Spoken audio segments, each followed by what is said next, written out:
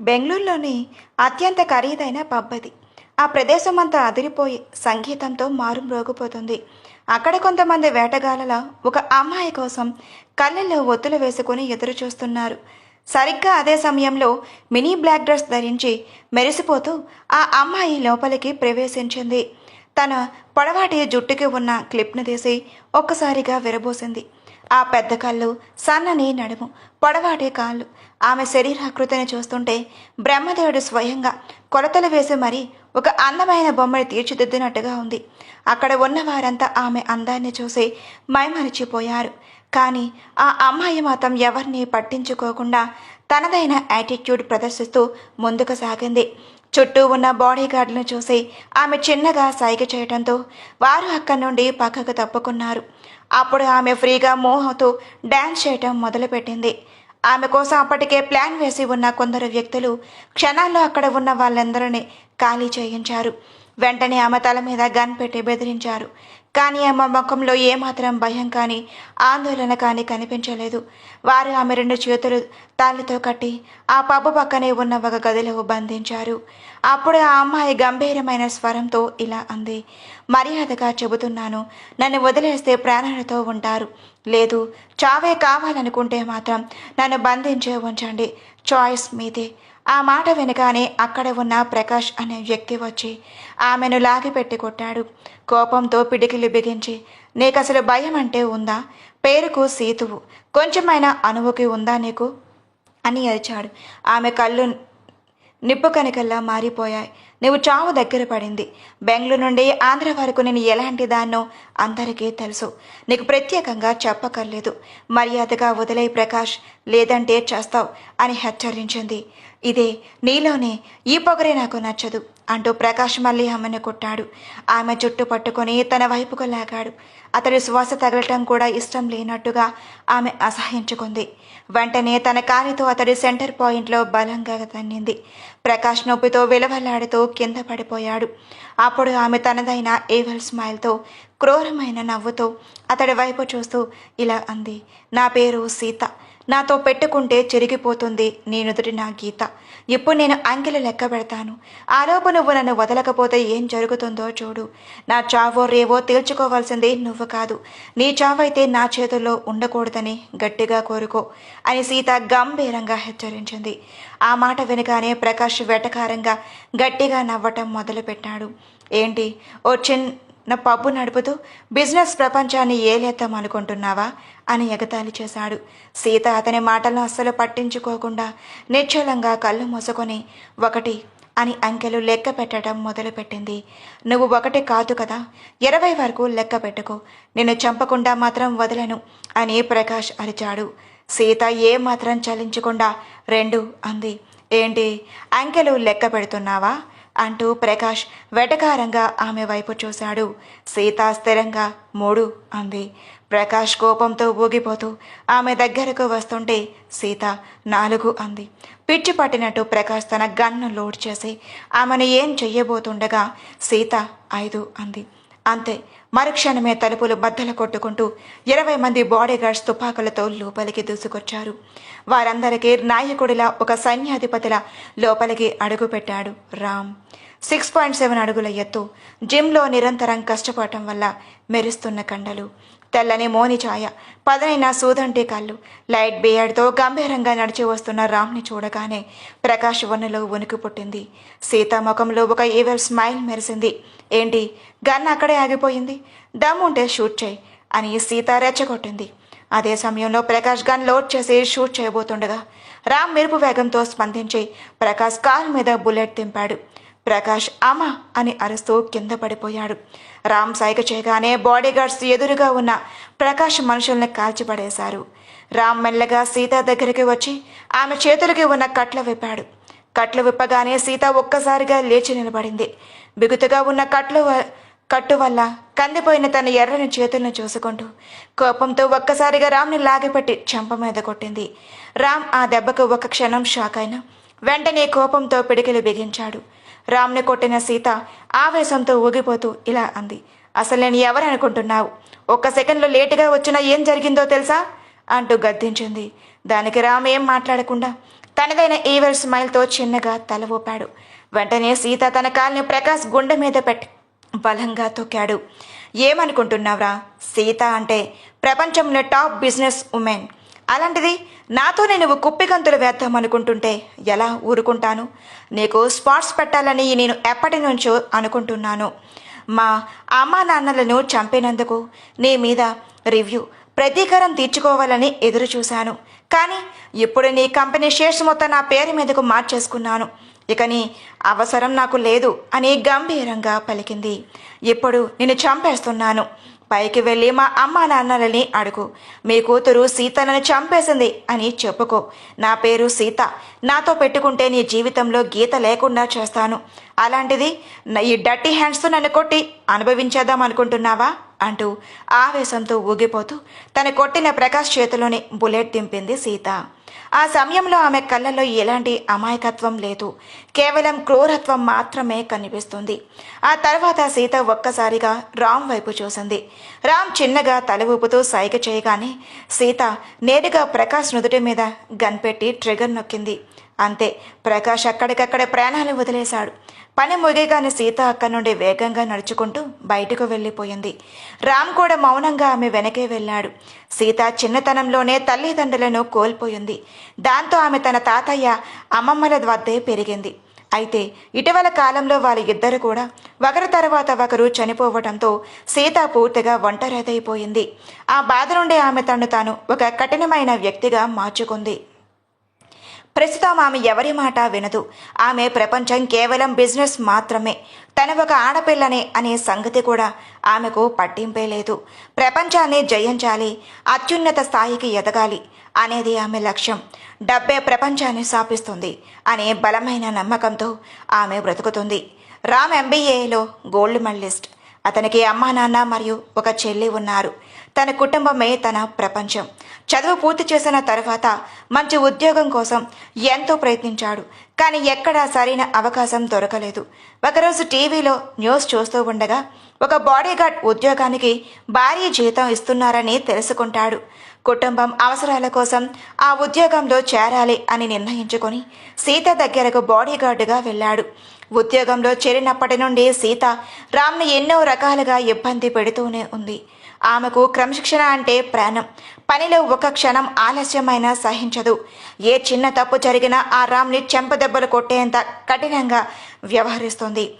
5:30 గంటలకు flight book చేయమని సీత చెప్పడంతో రామ్ ఎందుకు అని అడిగాడు. వెంటనే సీత తన వైపు సూటిగా చూస్తూ, నీకు కారణం చెప్పాల్సిన అవసరం లేదు మిస్టర్ రామ్. నువ్వు నా బాడీగార్డ్వి. ఆ పరిధిలోనే ఉండు. ఎక్కువగా మాట్లాడితే ఈ నెల నీ జీవితంలో కోత విధిస్తాను అని హెచ్చరించింది. అతన్ని తక్కువ చేసి చూస్తూ కోపంగా అక్కడి నుండి వెళ్ళిపోయింది. ఆమె ప్రవర్తన చూసి రామ్ కోపంతో పిడికిలు బిగించాడు. డబ్బుంటే ఏదైనా చెయ్యొచ్చని అనుకుంటుంది ఈ మహారాణి అని మనసులో అనుకుంటూ తన వెనకే వచ్చాడు. కార్లో ఇద్దరూ వెళ్తూ ఉండగా సీతా చూపులు రామ్ భుజం మీద పడ్డాయి. ఆమె తన్నే చూస్తుందని గమనించిన రామ్, ఏంటి మేడం అలా చూస్తున్నారు అని అడిగాడు. నాకు శుభ్రత చాలా ముఖ్యం రామ్. నీ షర్ట్పై రక్తం మరక ఉంది, త్వరగా తుడుచుకో అని ఆజ్ఞాపించింది. రామ్ మౌనంగా తల ఊపి క్లీన్ చేసుకున్నాడు. అప్పుడు సీత ఒక క్రూరమైన నవ్వుతో అతడి టై పట్టుకుని తన వైపుకు లాగింది. ఇక నేను చెప్పిందే న్యాయం, నేను చెప్పిందే శాసనం. నా మాట ధిక్కరిస్తే ఏమవుతుందో తెలుసుగా. నా పేరు సీత. నాతో పెట్టుకుంటే నీ జీవితంలో గీత ఉండదు అంటూ అతన్ని వదిలేసింది. కండలు తిరిగిన మగవాళ్ళు నా ముందు ఇలా కుక్కల్లా పడి ఉంటే నాకు ఎంత సంతోషంగా తెలుసా అని ఎగతాళి చేసింది. రామ్ ఆమె వైపు కోపంగా చూడగా, ఏంటలా చూస్తున్నావు అని కొనబొమ్మలు ఎగరేసి అడిగింది. రామ్ ఏమీ అనలేక తల తిప్పుకున్నాడు. సరిగ్గా అదే సమయంలో రామ్ తండ్రి నారాయణ నుండి ఫోన్ వచ్చింది. చెప్పండి నాన్న అని రామ్ పలకరించాడు. ఏంట్రా ఇంకా ఇంటికి రాలేదు అని తండ్రి అడగ్గా, నాన్న కొంచెం పని మీద ఉన్నాను, ఈ రాత్రికి వస్తానో లేదో తెలియదు అని బదులిచ్చాడు. ఆరోగ్యం జాగ్రత్త అని తండ్రికి చెప్పి ఫోన్ పెట్టేశాడు. ఆ సంభాషణ విన్న సీతకి బంధాల మీద ఏమాత్రం గౌరవం కలగలేదు. ఆమె రామ్ వైపు చూస్తూ, నాకివేమీ నమ్మకం లేదు. ప్రకాష్ వాళ్ళ అన్నయ్య మళ్ళీ వచ్చే అవకాశం ఉంది కాబట్టి ఈ రాత్రి నువ్వు నిద్రపోకుండా కాపలా కాయాలి అని కఠినంగా చెప్పింది. రామ్ కోపాన్ని అణుచుకుంటూ తల వంచి సరే మేడం అన్నాడు. సీత ఒక చిన్న వెటకారపు నవ్వుతో అక్కడి నుండి వెళ్ళిపోయింది.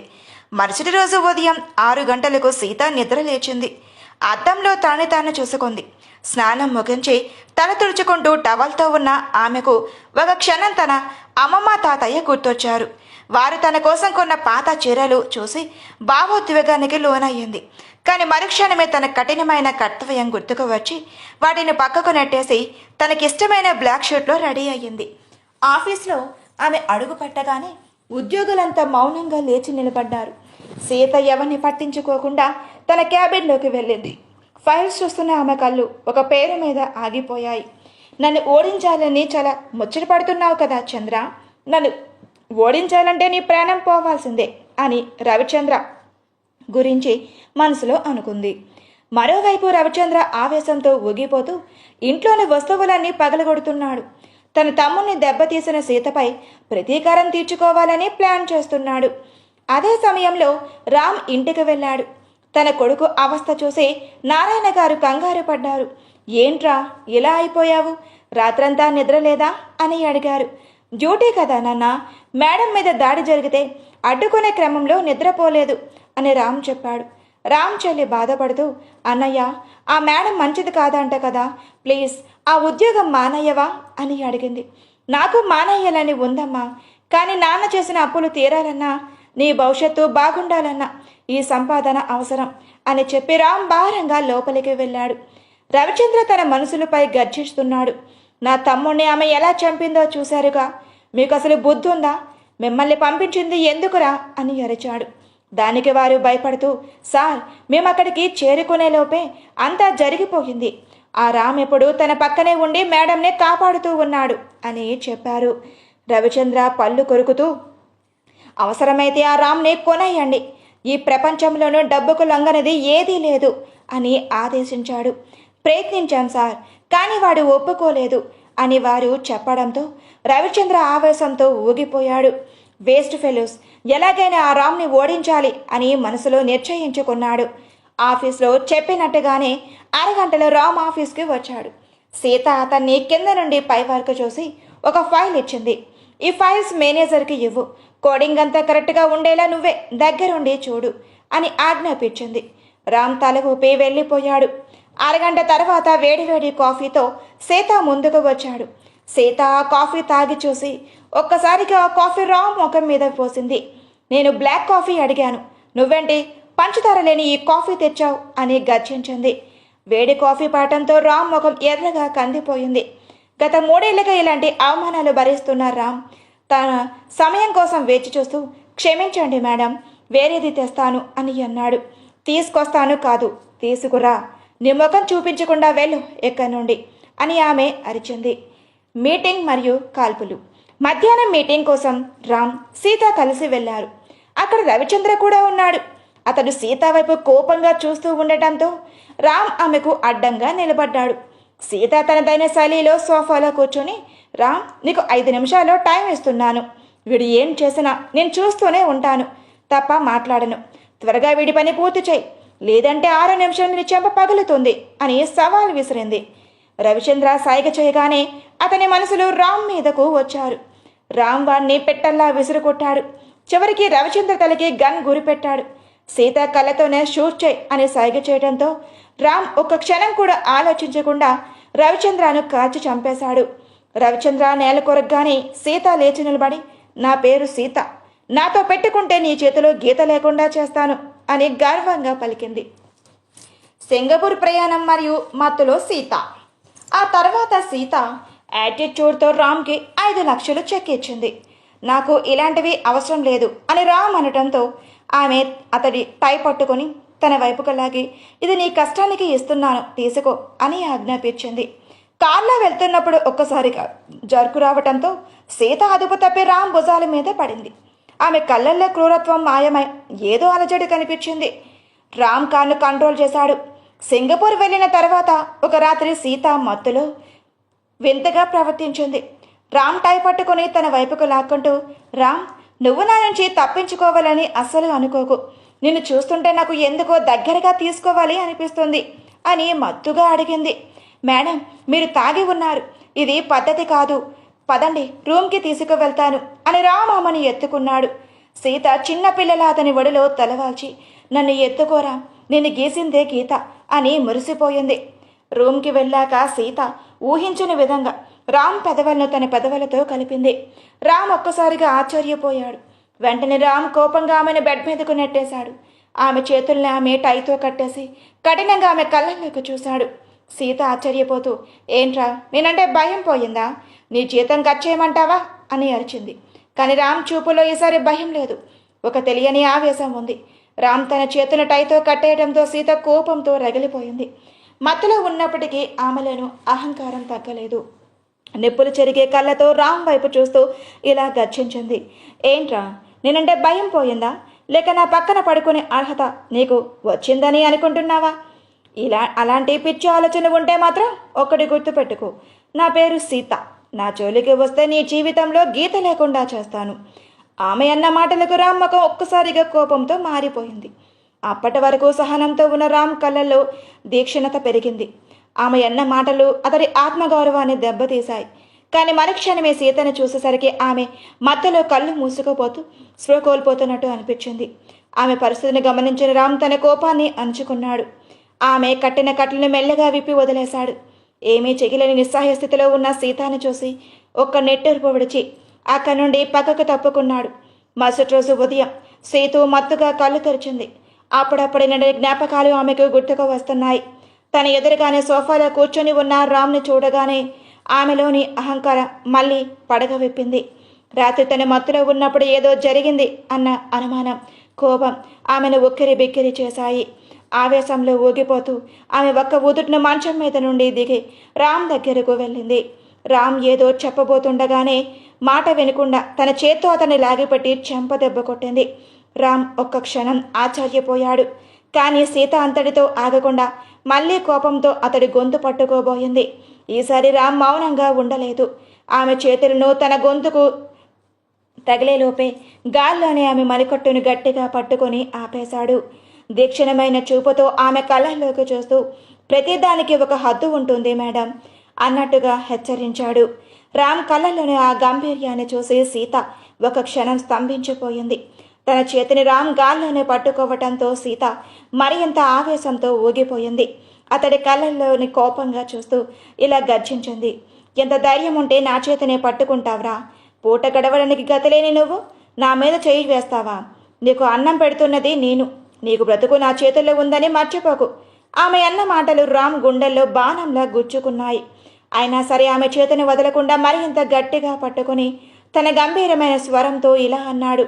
మీరు అన్నం పెడుతున్నది నా శ్రమకు మేడం, మీ అహంకారానికి కాదు. నా పరిస్థితి కొద్దీ నేను మీ దగ్గర పనిచేస్తున్నాను, కానీ అది మీకు నన్ను అవమానించే హక్కును ఇవ్వదు. రాత్రి మీరు మత్తులో ఉన్నప్పుడు ఏదో జరిగిందని అపార్థం చేసుకోకండి. మిమ్మల్ని కాపాడటం తప్ప నేను ఏ తప్పు చెయ్యలేదు. అతడి కళ్ళల్లోని ఆ నిజాయితీ మరియు గంభీరతను చూసి సీత ఒక క్షణం మాటలు రాక అలాగే ఉండిపోయింది.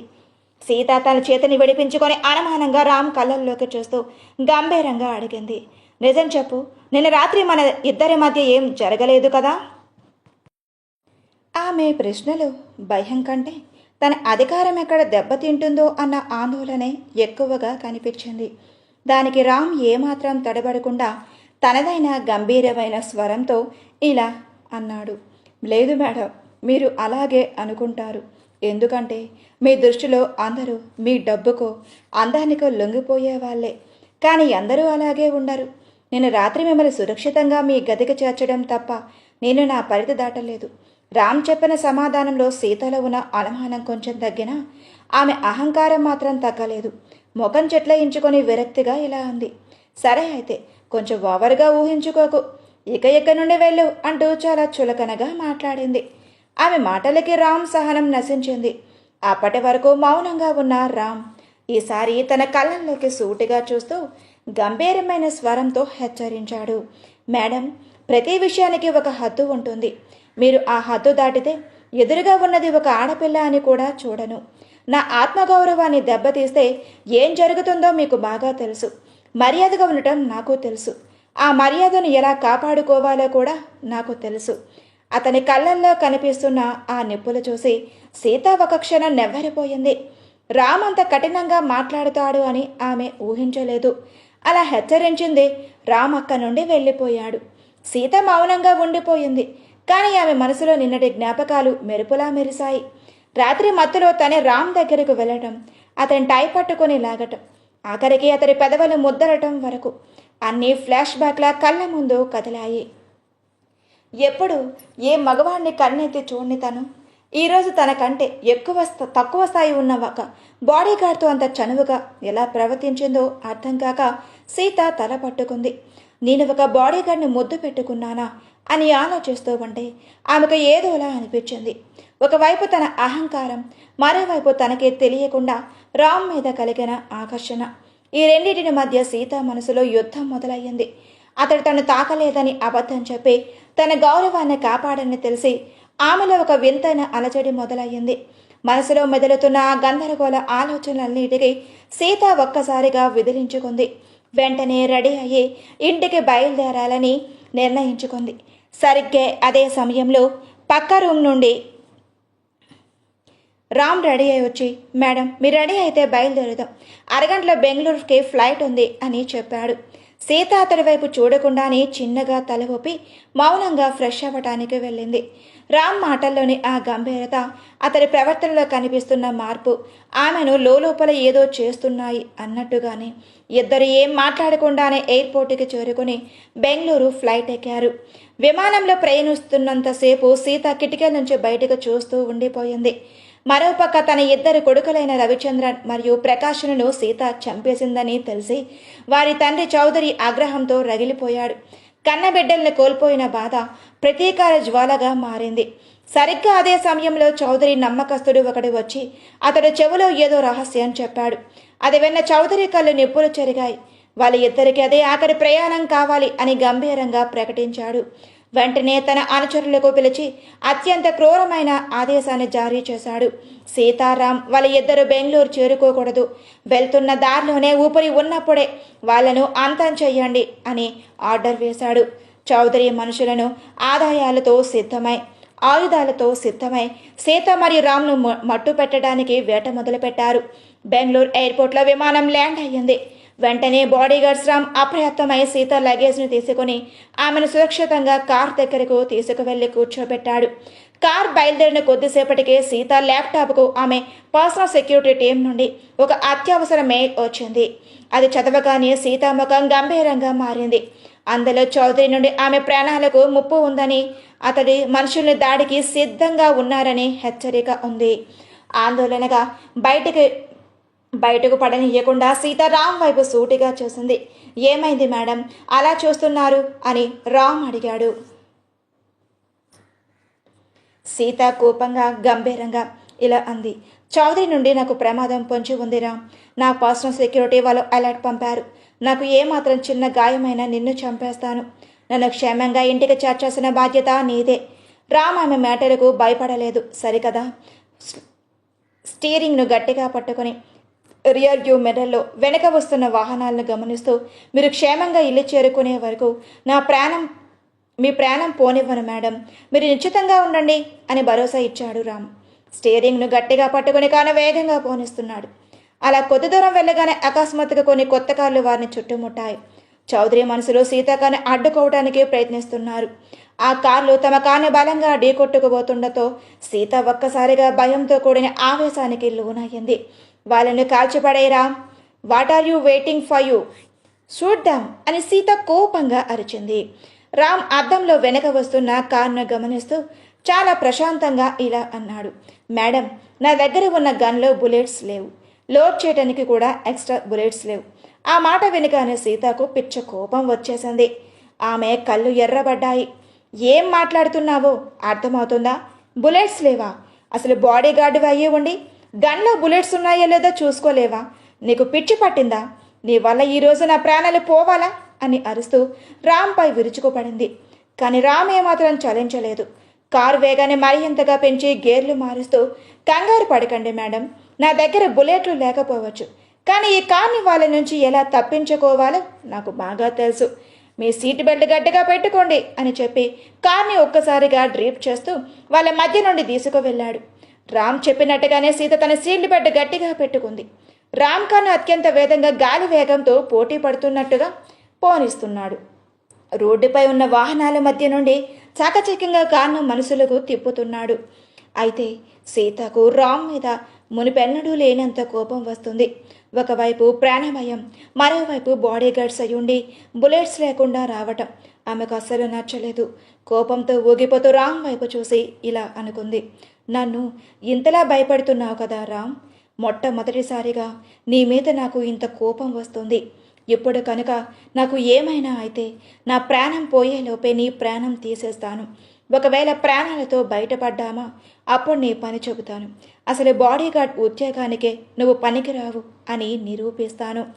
ఆమె మనసులో ఎంతలా తిట్టుకుంటున్నా రామ్ మాత్రం అవేమీ పట్టించుకోకుండా తన ఏకాగ్రతను రోడ్డుపైనే ఉంచాడు.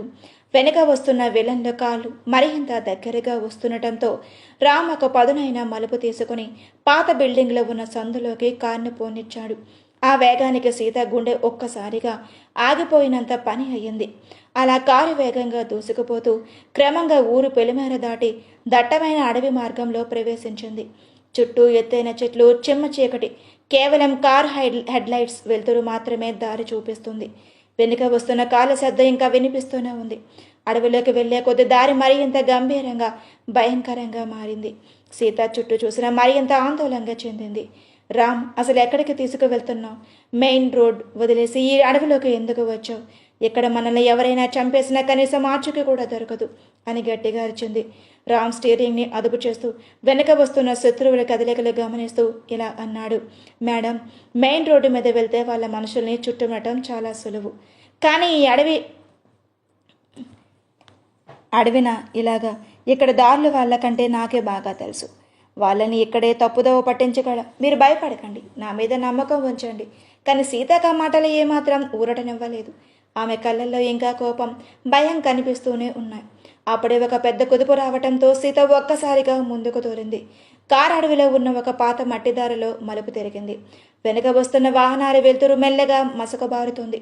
అలా అడవి మధ్యలో కారు ఒక్కసారిగా ఆగిపోవటంతో సీతకు అసహనం, భయం ఒక్కసారిగా పెరిగిపోయాయి. ఏమైంది రామ్, కారు ఎందుకు ఆగింది అని సీత గట్టిగా అరిచింది. రామ్ కంగారు పడకుండా ఇంజిన్ స్టార్ట్ చేయడానికి ప్రయత్నించాడు. కానీ కారు మొరాయించింది. బయట విపరీతమైన చీకటి, చుట్టూ అడవి జంతువుల అరుపులు వినిపిస్తున్నాయి.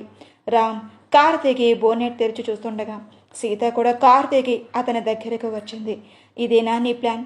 గన్లో బుల్లెట్స్ లేవు, ఇప్పుడు కారు కూడా ఆగిపోయింది. నేను బాడీగార్డ్గా పెట్టినందుకు నన్ను నేను కాల్చుకోవాలి. చౌదరి మనసులో వస్తే ఇప్పుడు మన పరిస్థితి ఏంటి అని కోపంతో ఊగిపోతూ అడిగింది. రామ్ లోపల ఏదో వైర్ను సరిచేస్తూ, మేడం, కార్ ఆగలేదు, నేనే ఆపాను. వాళ్ళు మన కార్ సౌండ్కి ఫాలో అవుతూ వస్తున్నారు. ఇప్పుడు మనం కారు ఇక్కడే వదిలేసి ఆ పొదల చాటు నుండి కాలినడకన వెళ్ళాలి. అప్పుడే వాళ్ళ కళ్ళ నుంచి తప్పించుకోగలం అని చెప్పాడు. సీతారాం తెలివితేటలు చూసి ఒక పక్క ఆశ్చర్యం వేసిన తన అహంకారం మాత్రం తగ్గలేదు. నన్ను నడవమంటావా ఈ అడవిలోన అని కోపంగా అడిగింది. దూరంగా శత్రువుల కాళ్ళు హెడ్లైట్స్ వెలుతురు కనిపిస్తూ ఉండటంతో రామ్ ఏమీ మాట్లాడకుండా సీత చేయపట్టుకుని చీకట్లోకి లాక్కెళ్ళాడు. సీత అడ్డు చెప్పాలనుకున్నా వెనక వస్తున్న మృతువు భయంతో మౌనంగా రామ్ వెంటే నడవక తప్పలేదు. చౌదరి మనసులో ఆగిపోయిన కారు దగ్గరకు చేరుకున్నారు. వారిలో ఒకడు కారు లోపల చూసి, అప్పుడే వెళ్ళిపోయారా వీళ్ళు? ఇక్కడ ఎక్కడో ఉండి ఉంటారు, వెతకండి అని అరిచాడు. గ్యాంగ్ లీడర్ ఆదేశించడంతో వాళ్ళంతా అడవిని జల్లెడ పట్టడం మొదలుపెట్టారు.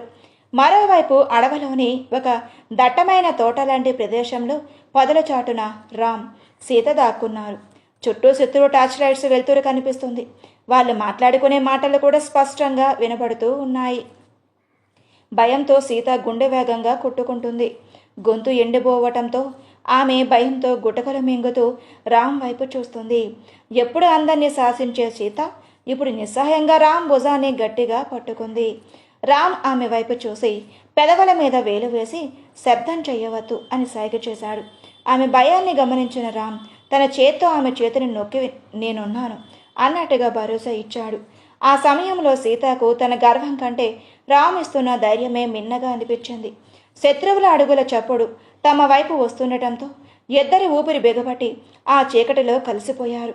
శత్రువులు తమ దగ్గరికి వచ్చి చివరకు తాము దొరకలేదని అసహనంతో వెనుతిరగటంతో సీత ప్రాణాలు లేవవచ్చినట్టు అయ్యింది. అంతవరకు భయంతో బిగుసుకుపోయిన ఆమె గుండె ఒక్కసారిగా తేలికపడింది. కాని ప్రమాదం తప్పిందని అర్థం కాగానే ఆమెలోని పాత సీత మళ్ళీ నిద్ర లేచింది. వెంటనే తను అంటిపెట్టుకుని ఉన్న రామ్ నుండి విసురుగా దూరం జరిగి అతనిని తిట్టడం మొదలుపెట్టింది. అసలు నేను బాడీగార్డ్ అని ఎవరన్నారా? ఒక గన్ లేదు, గన్నులో బుల్లెట్స్ లేవు, పైగా కారు కూడా మధ్యలో ఆగిపోయేలా చూసుకున్నావు. నన్ను ఈ అడవిలో ఇన్ని తిప్పలు పెడతావా? చౌదరి మనుషులు నన్ను చంపేసి ఉంటే నీ పరిస్థితి ఏంటో తెలుసా అంటూ ఆవేశంతో ఊగిపోయింది. రామ్ ఏమీ మాట్లాడకుండా శాంతంగా ఆమె వైపు చూశాడు. కానీ సీత ఆగలేదు. నీ అసమర్థత వల్లే నేను ఈరోజు చావంచుల వరకు వెళ్ళాను. ఇంటికి చేరగానే నీ ఉద్యోగంలో నుంచి తీసేయడమే కాదు, నీ అడ్రస్ కూడా లేకుండా చేస్తాను అని అరుస్తుంది. రామ్ తన గొంతును సవరించుకొని, మేడం, ఇప్పుడు కూడా వాళ్ళు వెనక్కి వెళ్ళారు, కానీ పూర్తిగా వెళ్ళలేదు. మనం ఇక్కడే ఉంటే మళ్ళీ ప్రమాదం. మాట్లాడటం ఆపి నా వెంట రండి అని గంభీరంగా చెప్పి ముందుకు నడిచాడు. సీత కోపంగా రగిలిపోతున్నా ఆ చీకటి అడవిలో రామ్ తప్ప తనకి వేరే దిక్కు లేదని తెలుసు.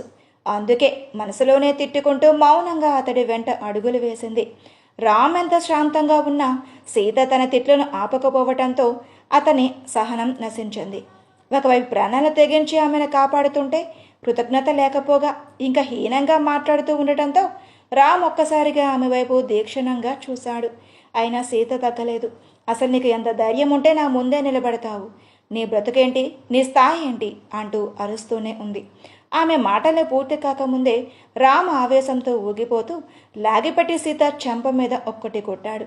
ఆ దెబ్బకు అడవి మొత్తం ఒక్కసారిగా నిశ్శబ్దమైపోయింది. అంతవరకు అహంకారంతో ఊగిపోయిన సీత ఆ దెబ్బకు ఒక్కసారిగా బిక్కు చచ్చిపోయింది. తన జీవితంలో తన మీద చేయి చేసుకునే ధైర్యం ఎవ్వరూ చేయలేదని, అది కూడా ఒక బాడీగార్డ్ తను కొట్టాడని ఆమెకు అర్థం కావడానికి కొంత సమయం పట్టింది. రామ్ ఆమె కళ్ళల్లోకి సూటిగా చూస్తూ గంభీరమైన స్వరంతో ఇలా అన్నాడు. చూడు సీత, ఇప్పటి వరకు నువ్వు చెప్పిందల్లా విన్నాను, ఎందుకంటే అది నా బాధ్యత అని. కానీ నా ఆత్మగౌరవాన్ని తక్కువ చేసి మాట్లాడితే మాత్రం సహించేదే లేదు. అక్కడ నీ డబ్బు, నీ హోదా ఏవీ పనికిరావు. ఇక్కడ నీ ప్రాణాలు నా చేతుల్లో ఉన్నాయి, అది గుర్తించుకో. రామ్ కళ్ళల్లో కనిపిస్తున్న ఆ రౌద్రం, ఆ గంభీరత చూసి సీతలో ఉన్న కోపం ఒక్కసారిగా మటుమాయమై భయం మొదలయ్యింది.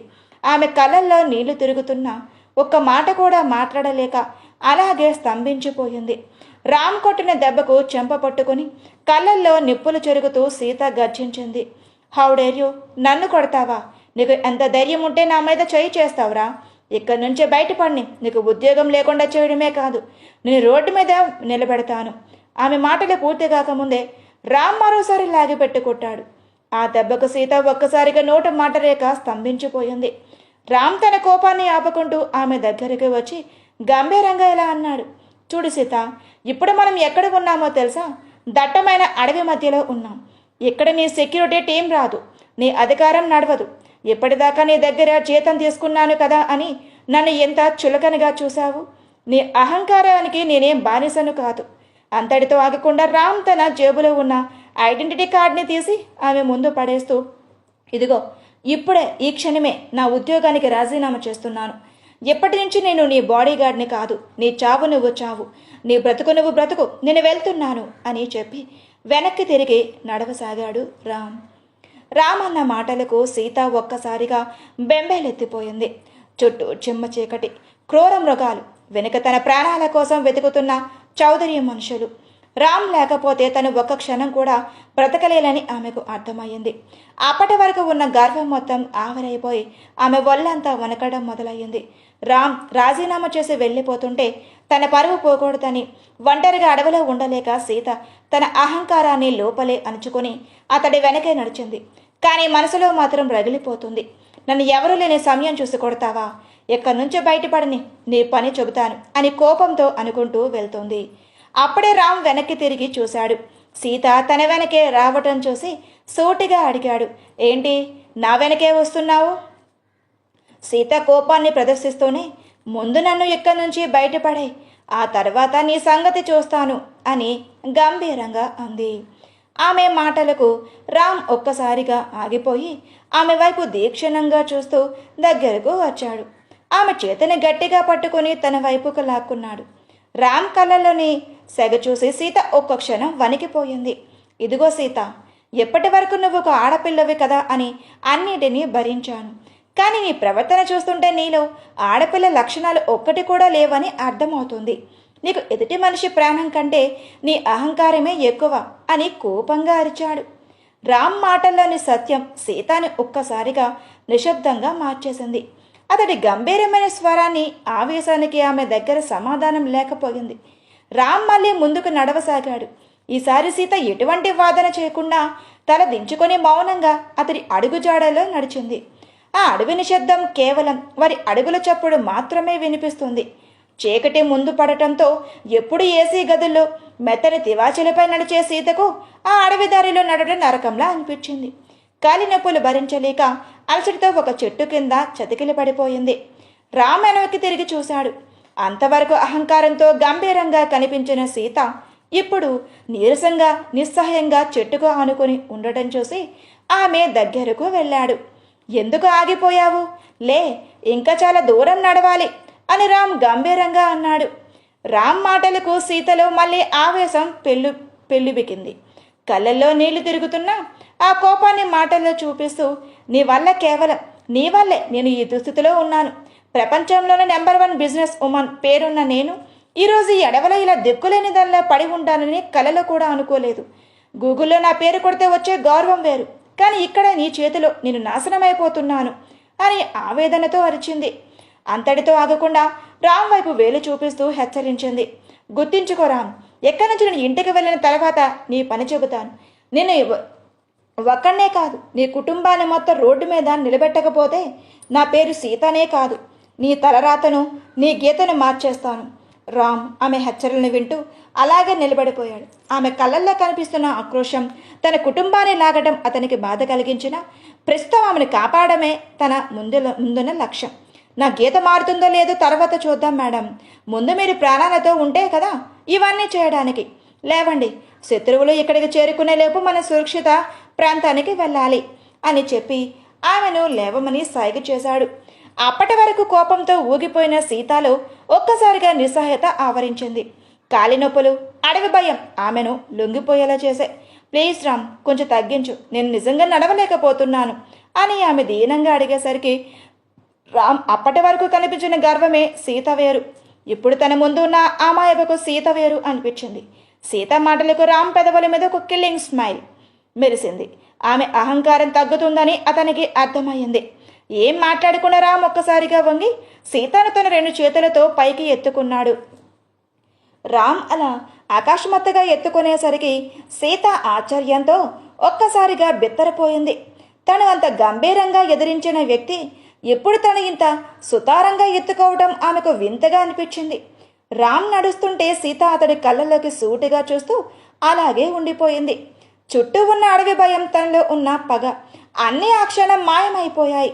తన శత్రువా లేక తన రక్షకుడా అన్న సందేహంలో సీతారాం కళ్ళలో కనిపిస్తున్న ఆ నిశ్చలమైన ధైర్యాన్ని చూస్తూ తాను మర్చిపోయింది.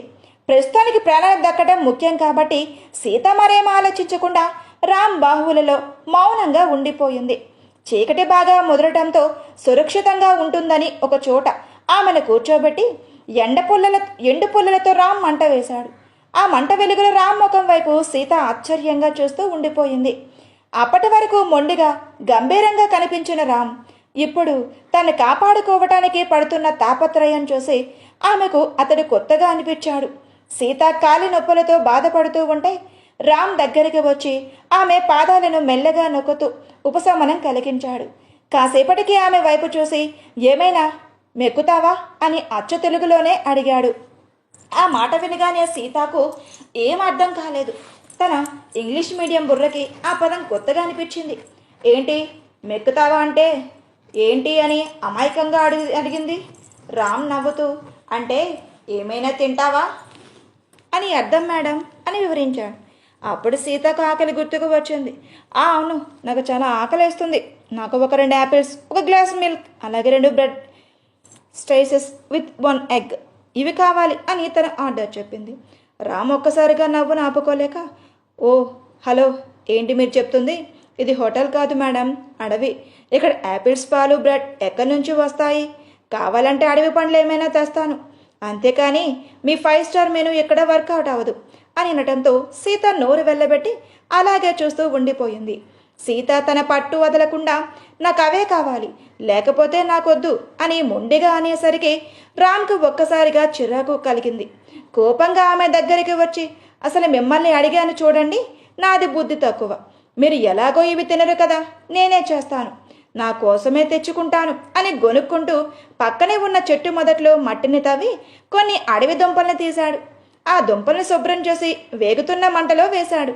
కాసేపటికి ఆ దుంపలు కాలి అడవంతా ఒక రకమైన కమ్మని వాసన రావటంతో రామ్ వాటిని బయటకు తీసి పైన ఉన్న తోలు ఒలిచి ఎంతో ఇష్టంగా తింటుంటే ఆ వాసనకి సీత నోరు కూడా ఊరిపోతుంది. అప్పటికే విపరీతమైన ఆకలితో ఉన్న సీత ఆ దుంపల వంక రామ్ తింటున్న తీరు వంక ఆశగా చూడసాగింది. తన 5 స్టార్ మోనీని మర్చిపోయి ఆ కాలిన దుంపల్ని అమృతంలా అనిపించాయి ఆమెకు. కానీ అప్పుడే అడిగితే తక్కువైపోతానేమో అన్న అహంకారం ఒక పక్క, కడుపులో ఆకలి మంట మరో పక్క ఆమెను సతమతం చేస్తున్నాయి. రామ్ ఆమెను పట్టించుకోనట్టుగా తింటూ, అబ్బా ఎంత బాగున్నాయో, ఈ రుచి మీ యాపిల్స్ కూడా ఉండదు మేడం అని కావాలనే ఊరిస్తూ అన్నాడు. సీత ఆకలి తట్టుకోలేక ఆ అహంకారాన్ని కాస్త పక్కన పెట్టి, సరే నాకు ఒకటి ఇవ్వు, నాకు కూడా ఆకలేస్తుంది అని కొంచెం తగ్గకుండా అడిగింది. కానీ రామ్ ఏమాత్రం కనికరించకుండా దుంపని నములుతూ నేను ఇవ్వను అని ఒకే ముక్కలో తేల్చి చెప్పేశాడు. రామ్ అలా మొండిగా సమాధానం చెప్పేసరికి సీత ఒక్క క్షణం భయమేసింది. కానీ వెంటనే తనని తాను సంపాదించుకొని మళ్ళీ తన బిజినెస్ బుర్రను బయటకు తీసింది. చూడురా, నీకు ఎంత డబ్బు కావాలంటే అంత ఇస్తాను, ఆ ఒక్క దుంప నాకు ఇవ్వు అని ఆఫర్ ఇచ్చింది. రామ్కు ఒక్కసారిగా నవ్వు వచ్చి నవ్వి గంభీరంగా ఆమె కళ్ళల్లోకి చూస్తూ ఇలా అన్నాడు, డబ్బుతో అన్నిటినీ కొనలేరు మేడం, ఈ అడవిలో మీ కోట్ల ఏవి మీ ఆకలిని తీర్చలేవు. సీత విసుగ్గా, అయితే నీకేం కావాలి, ఏం కావాలన్నా ఇస్తాను చెప్పు అని గట్టిగా అడిగింది. రామ్ వెంటనే తన చూపును మార్చి ఒక రకమైన ఇంటెన్స్ లుక్తో ఆమె వైపు సూటిగా చూస్తూ, ఏం కావాలన్నా ఇస్తారా, నిజంగానా అని తక్కువ స్వరంతో గంభీరంగా అడిగాడు. అతని చూపులోని అర్థం, ఆ ప్రశ్నలను గాఢత చూసి సీతాకి ఒళ్ళు ఒక్కసారిగా జలధరించింది. భయంతో కూడిన కోపంతో రామ్ వైపు చూస్తూ, రామ్ ఏం మాట్లాడుతున్నావో నీకు అర్థమవుతుందా, బుర్ర పనిచేస్తుందా లేదా అని ఆవేశంగా అరిచింది.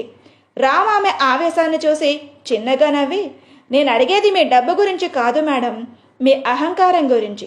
మీ అహంకారాన్ని వదిలేసి మనిషిలా అడిగితే ఇస్తాను అని అడగబోయాను, మీరు ఇంకేదో ఊహించుకుంటున్నారు అని వెటకారంగా అన్నాడు. రామ్ తను ఆట పట్టిస్తున్నాడని అర్థమై సీత కోపంతో రగిలిపోయింది. కానీ ఆకలి ముందు ఆ కోపం కూడా చల్లారిపోతుంది. సీత తన అహంకారాన్ని పూర్తిగా పక్కన పెట్టి మొదటిసారిగా చాలా వినయంగా, రామ్ నాకు కొంచెం దుంపిస్తారా, చాలా ఆకలిగా ఉంది, తింటాను అని అడిగింది. ఆమె గొంతులో వినిపించిన ఆ మార్పు రామ్ మనసుకు తాకింది. రామ్ ఆమె వైపు ఒక ఆత్మీయతమైన చూపుతో చూస్తూ చేతిలో ఉన్న దుంపను ఆమెకు అందిస్తూ ఇలా అన్నాడు, ఇదిగో సీత, ఇలా అడగటం ఒక ఆడపిల్లకు ఉండాల్సిన గొప్ప లక్షణం. ఆడపిల్లంటే కేవలం అందం మాత్రమే కాదు, ఆడపిల్లంటే ఒక అనురాగం, ఒక అర్థం, ఒక ప్రకృతి, ఒక అందమైన భావంలో ఉండాలి ఆడపిల్లంటే, అంతేకాని నువ్వు ఎప్పటిదాకా ప్రవర్తించినట్లు కాదు. రామ్ మాటలకు సీత మౌనంగా ఉండిపోయింది. రామ్ కొనసాగిస్తూ, ఒక్కసారిగా నువ్వు చూసుకో సీత, నీకు పొగరు, అహంకారం ఎక్కువైపోయాయి. నీకంటే తక్కువ స్థాయిలో ఉన్న మనుషులను నువ్వు అసలు మనుషుల్లాగే చూడవు. వైపు చూస్తే ధైర్యం కూడా ఎవ్వరికీ ఇవ్వవు. ఎందుకు సీత నీకు అంత ఇది? ఈ డబ్బు హోదా ఎప్పుడు శాశ్వతం కాదు. ఈ అడవిలో నీ డబ్బు పనిచేయలేదు కదా, మనిషికి మనిషే తోడు అని ఇప్పుడు అర్థమయ్యిందా అని చాలా లోతుగా అడిగాడు. రామ్ అడుగుతున్న ప్రశ్నలు సీత హృదయంలోకి సూటిగా దూసుకుపోతున్నాయి. తన సామ్రాజ్యంలో తను రాణిలా బ్రతికినా ఇక్కడ ఒక సామాన్యుడి ముందు తన ఎంత చిన్నదో ఆమెకు అర్థమవుతుంది. ఆకలి తీర్చడానికి రామ్ ఇచ్చే ఆ చిన్న దుంపే ఇప్పుడు ఆమెకు ప్రపంచంలోనే అతిపెద్ద సంపదలా అనిపించింది. రామ్ మాటలకు సీత కళ్ళల్లో నీళ్లు తిరిగాయి. తను నిజంగానే అంత గర్వంగా ఉందా, ఎదుటి మనుషులను అంత చులకనగా చూసిందా అని ఆమె ఆలోచనలో పడిపోయింది. ఆ నిశ్శబ్దంలో రామ్ మాటలు ఆమె మనసును తొలిచేస్తున్నాయి. రామ్ మాటలు సీత గుండెల్లో లోతుగా నాటుకున్నాయి. ఒక్కసారిగా తను గడిపిన గతాన్ని, తన ప్రపంచాన్ని గుర్తు చేసుకుంది. నిజమే, తనకి అంత డబ్బు ఉన్నా, హోదా ఉన్నా ఈరోజు ప్రాణాలు కాపాడుకోవటానికి ఈ చీకటి అడవిలో ఒక సామాన్యుడు అండ కోసం వేచి చూడాల్సి వస్తుంది. రామ్ తన్ని ఎదిరించలేక కాదు, శత్రువుల నుండి ఆమెకు ప్రమాదం కలగకూడదనే ఉద్దేశంతోనే ఇంత దూరం తీసుకొచ్చాడని ఆమెకు ఇప్పుడిప్పుడే అర్థమవుతుంది. సీత ఆలోచనలో ఉండగానే రామ్ అక్కడి నుండి చకచకా కదిలి వెళ్ళిపోతుంటే ఆమె ఆందోళనగా, రామ్ ఎక్కడికి వెళ్తున్నావు అని కొంచెం మెతకగా అడిగింది. రామ్ వెనక్కి తిరిగి చూసి ఒక చిన్న వెటకారంతో, మరి మహారాణి గారి పక్క ఏర్పాటు చేయాలి కదా మేడం, లేదంటే రేపు పొద్దున్నే మమ్మల్ని, మా కుటుంబాన్ని రోడ్డు మీద పడేస్తారు కదా, ఆ భయం ఉండాలిగా అని తన పాత కోపాన్ని గుర్తు చేస్తూ అన్నాడు. రామ్ అన్న మాటలకు సీత కోపడలేదు. అతడి వెటకారంలో నిజాన్ని గ్రహించి తొలిసారిగా రామ్ వైపు చూసి చిన్నగా నవ్వింది. ఆ నవ్వులో అహంకారం లేదు, కేవలం ఒక స్వచ్ఛమైన అంగీకారం ఉంది. రామ్ ఒక్కసారిగా ఆశ్చర్యపోయాడు. తన ఈ ఇంట్లో చేరినప్పటి నుండి సీత ముఖంలో గర్వం, కోపం, విసుగు తప్ప ఇంతటి అందమైన నవ్వును ఎప్పుడూ చూడలేదు. మంట వెలుగులో ఆమె ముఖం మీద మెరిసిన ఆ చిరునవ్వు రామ్ మనసులో ఏదో తెలియని అనుభూతిని గురిచేసింది. అప్పటి వరకు ఆమె మీద ఉన్న చిరాకు ఒక క్షణంలో మాయమైపోయింది. ఆ నవ్వు కోసం ఏదైనా చెయ్యవచ్చు అని రామ్ మనసులో అతనే అనుకున్నాడు. రామ్ వెంటనే వాస్తవంలోకి వచ్చి తన పనిలో నిమగ్నమయ్యాడు. ఆ అడవిలో దొరికిన మెత్తని పచ్చగడ్డిని కోసి మంటకు దగ్గరగా చలి తగలకుండా ఒక పక్క లాగా ఏర్పాటు చేశాడు. సీత వైపు చూసి, మేడం ఇక్కడ పడుకోండి, కొంచెం విశ్రాంతి దొరుకుతుంది అని చెప్పాడు. సీత ఒంటి మీద ఉన్న జాకెట్ను సరిచేసుకుంటూ ఆ మెత్తని గడ్డి మీద మెనువాల్చింది. రోజంతా పడ్డ శ్రమ, ఆందోళన వల్ల ఆమెకు వెంటనే గాఢ నిద్ర పట్టింది. రామ్ మాత్రం ఆమెకు కాపలాగా ఉంటూ నిప్పారకుండా చూసుకుంటూ అక్కడే రాత్రి గడిపేశాడు. మరుసటి రోజు ఉదయం సూర్యకిరణాలు చెట్ల కొమ్మల గుండా దూసుకొని సీత ముఖంపై పడటంతో ఆమె నిద్ర మేల్కొంది. కళ్ళు తెరవగానే అడవిలో పక్షులు కిలకిల రావాలు, స్వచ్ఛమైన గాలి ఆమెను ఒక వింత అనుభూతిని ఇచ్చాయి. వెంటనే తేరుకొని పక్కకు చూసిన సీతకు రామ్ కనిపించాడు. రామ్ ఒక రాయిని దిండుగా వేసుకొని నేల మీద పడుకొని ఉన్నాడు. అప్పటికే సూర్యరశ్మి పడుతున్న అలసటి వల్ల అతను ఇంకా నిద్రలోనే ఉన్నాడు. సీత అతని వైపు అలానే చూస్తూ ఉండిపోయింది. నిన్న రాత్రి జరిగిన సంభాషణ, తను ఎత్తుకున్న తీరు, తన అహంకారాన్ని దెబ్బతీస్తూనే తను మనిషిగా మారాలని రామ్ చెప్పిన మాటలు ఒక్కొక్కటిగా ఆమెను గుర్తుకు వచ్చాయి. ఎప్పుడు శత్రువులా, ఒక పనివాడిలా చూసిన రామ్ ఇప్పుడు ఆమెకు ఒక రక్షకుడులా, ఒక మంచి స్నేహితుడులా అనిపించాడు. తన ప్రాణాలను కాపాడటమే కాకుండా తన మనసులోని మలినాన్ని కూడా కడిగేసిన రామ్ పట్ల సీతాలో తెలియని గౌరవం మొదలయ్యింది. ఆమె కళ్ళల్లో ఇప్పుడు కోపం లేదు, కేవలం పశ్చాత్తాపం మరియు రామ్ పట్ల ఒక కృతజ్ఞత మాత్రమే మిగిలాయి. సీత మెల్లగా అడుగులు వేస్తూ రామ్ దగ్గరకు వెళ్ళింది. అతను గాఢ నిద్రలో ఉన్న ఆమె దగ్గరకు రాగానే అతనిలో అప్రమత్తత మొదలయ్యింది. సీత, రామ్ అని పిలవగానే రామ్ ఒక క్షణం కూడా ఆలస్యం చేయకుండా ఏదో ముప్పు పొంచి ఉన్నట్టుగా ఒక్క ఊదుటిని లేచి నిలబడ్డాడు. అతని కళ్ళల్లో ఎప్పుడు ఉండే ఆ అప్రమత్తత, ప్రతి చిన్న శబ్దానికి స్పందించే ఆ దీక్షణత సీతకు ఇప్పుడు కొత్తగా అనిపించింది. రామ్ అప్రమత్తంగా అటు ఇటు చూస్తూ, ఏమయ్యింది, అంతా క్షేమమేనా అని గంభీరంగా అడిగాడు. సీత కాస్త తడబడుతూ, నీ దగ్గర ఫోన్ ఏమైనా ఉందా అని అడిగింది. రామ్ ఒక క్షణం ఆలోచించి, లేదు, నా దగ్గర లేదు, కానీ నిన్న మనం కారు దగ్గరికి వచ్చిన దారి, ఆ ప్రాంతం నాకు గుర్తుంది, మనం అక్కడికి వెళ్దాం పదా అని అన్నాడు స్థిరంగా. ఇద్దరూ కలిసి జాగ్రత్తగా ఆ అడవి మార్గంలో కారు ఉన్న చోటుకి చేరుకున్నారు. రామ్ చెప్పినట్టుగానే కారు అక్కడే ఉంది. లోపల వెతకగా సీతకు తన ఫోన్ దొరికింది. ఆతృతగా ఫోన్ ఆన్ చేయగా అక్కడ సిగ్నల్ లేకపోవడంతో ఆమె నిరాశపడింది. అయితే కొద్దిసేపటికే సిగ్నల్ ఒక్కొక్కటిగా రావటం మొదలయ్యింది. ఆ అవకాశం వదులుకోకూడదని సీత వెంటనే తన వారికి మెసేజ్ చేయడానికి సిద్ధమయ్యింది. సీత తన పర్సనల్ టీంకి మెసేజ్ పంపిన అరగంటలోనే వాళ్ళ లొకేషన్ ట్రాక్ చేస్తూ భారీ క్యాన్వియర్తో అక్కడికి చేరుకున్నారు. సీతారాములిద్దరిని సురక్షితంగా రక్షించి తిరిగి వాళ్ళ నివాసానికి తీసుకువెళ్లారు. అయితే ఇంటికి చేరుకున్న వెంటనే రామ్ ముఖం కోపంతో, ఆత్మగౌరవంతో కఠినంగా మారింది. అందరి ముందు సీత వైపు తిరిగి, మిమ్మల్ని సురక్షితంగా చేర్చడం నా బాధ్యత, అది పూర్తయింది, ఇకపై నేను మీ దగ్గర పని చెయ్యలేను అని తెగేసి చెప్పి ఆమె సమాధానం కోసం కూడా చూడకుండా అక్కడి నుండి వెళ్ళిపోయాడు. రామ్ అలా వెళ్ళిపోవటం సీతను ఒక రకంగా అవమానించినట్లే అయినా ఆమె మనసులో మాత్రం మరో ఆలోచన మొదలయ్యింది. అతన్ని వదులుకోకూడదు అని, తన దగ్గరే ఉంచుకోవాలని బలంగా నిర్ణయించుకుంది. వెంటనే తన పర్సనల్ అసిస్టెంట్ని పిలిచి రామ్ గురించి అంగుళం అంగుళం సమాచారం నాకు కావాలి అని ఆర్డర్ వేసింది. అరగంటలోనే రామ్ జీవిత చరిత్ర అంతా ఆమె ముందు ఉంది. ఆ ఫైల్ చదువుతూ ఉంటే సీత కళ్ళు చెమర్చాయి. చిన్నప్పుడు రామ్ ఆరోగ్యం బాగోకపోతే వాళ్ళ నాన్న చేసిన అప్పులు ఇప్పుడు వడ్డీపుతో కలిసి ₹1,00,00,000 వరకు చేరాయి. బాధ్యత. రామ్ ఎంత బాగా చదివినా కుటుంబ పరిస్థితుల వల్ల ఆశించిన ఉద్యోగం రాక కేవలం అప్పులు తెచ్చడం కోసం ఇక్కడ బాడీగార్డుగా చేరాడు. ఇంట్లో పెళ్లికి ఎదిగిన చెల్లెలు ఉంది. తన కష్టమంతా ఆమె పెళ్లి కోసం, తండ్రి గౌరవం కోసమని తెలుసుకుంది. రామ్ నేపథ్యం చూశాక సీత మనసులో ఇలా అనుకుంది, ఫ్యామిలీ అంటే నీకు అంతా పిచ్చా రామ్? పర్వాలేదు, నీ ఆ పిచ్చిని కూడా నేను ప్రేమిస్తాను. ఇప్పటి వరకు నాతో ఎవరైనా పెట్టుకుంటే వాళ్ళ రాత మారిపోయింది, కానీ నీకు మాత్రం నాతో కొత్త జీవితం మొదలవుతుంది.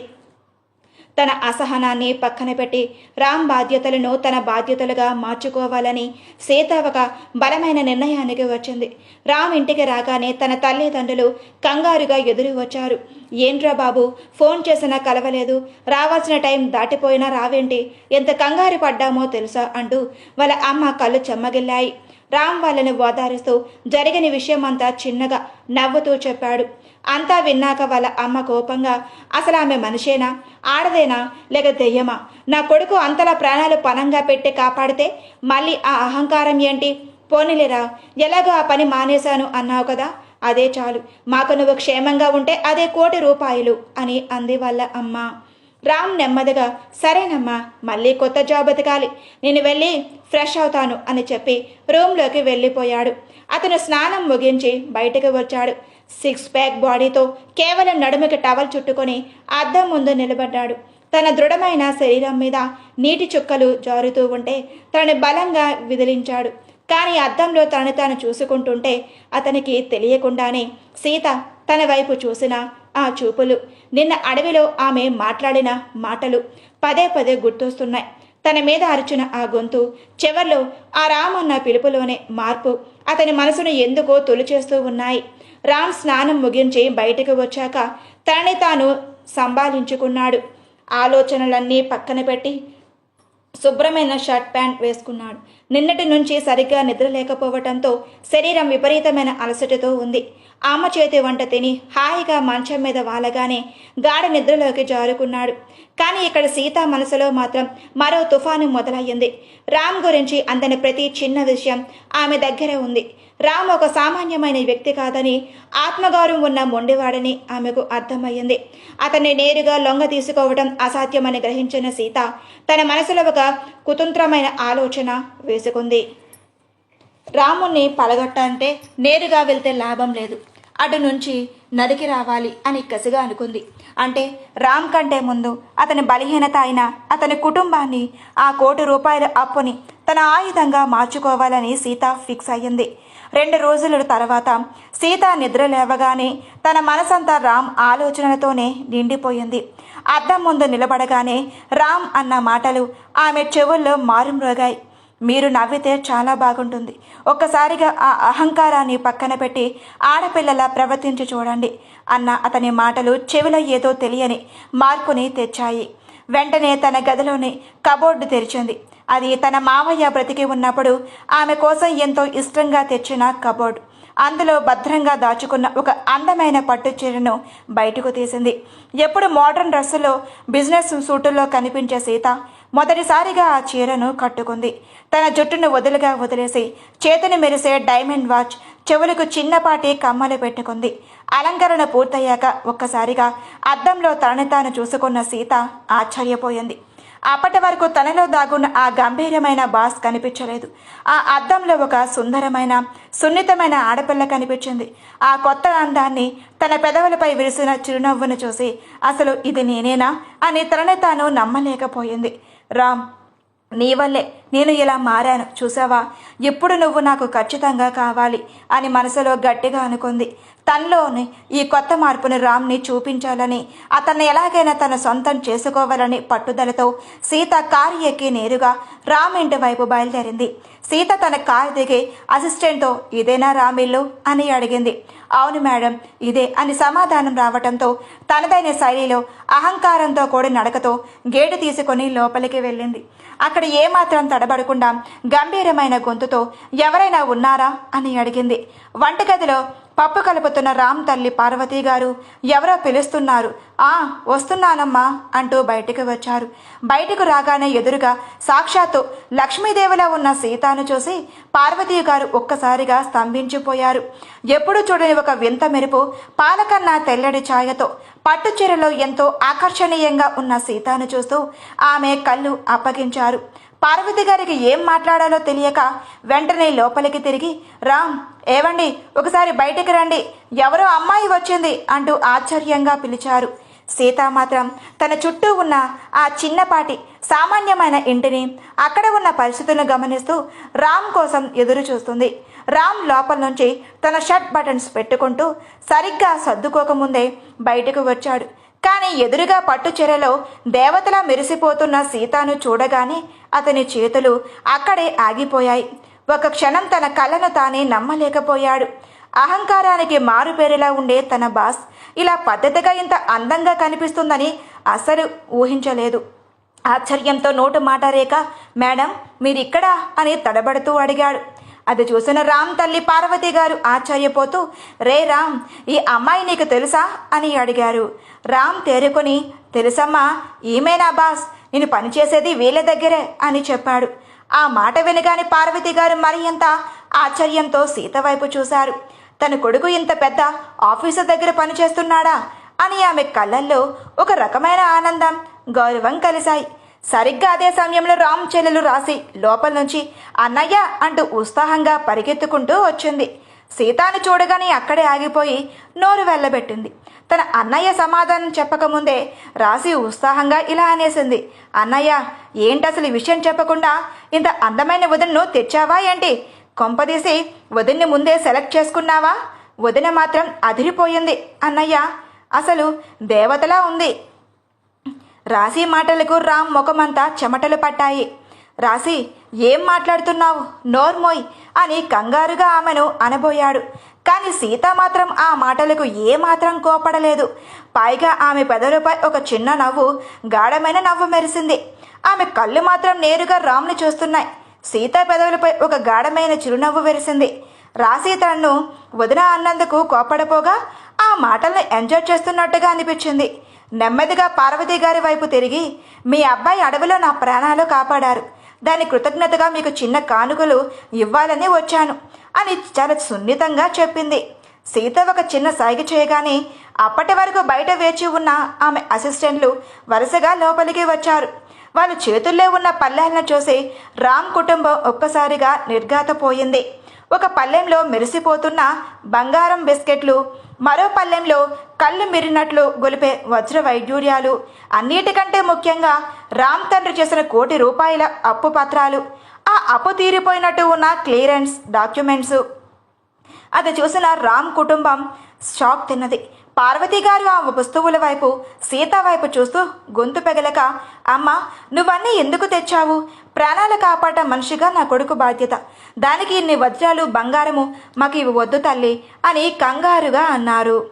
రామ్ ముఖం మాత్రం గంభీరంగా మారింది.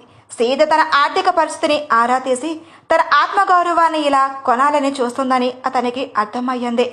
రామ్ ముందుకు వచ్చి ఆ పల్లెంల వైపు చూడకుండా నేరుగా సీత కళ్ళల్లోకి చూస్తూ, మేడం నేను మీ ప్రాణాలు కాపాడింది మీ ఆస్తి కోసం కాదు, మీరు నా అప్పుల గురించి తెలుసుకొని ఇలా ఇంటికి వచ్చి మా వాళ్ళ ముందు నా ఆత్మగౌరవాన్ని దెబ్బతీస్తారని నేను అస్సలు ఊహించలేదు, ఇవి తీసుకు వెళ్ళిపోండి అని ఖచ్చితంగా చెప్పాడు.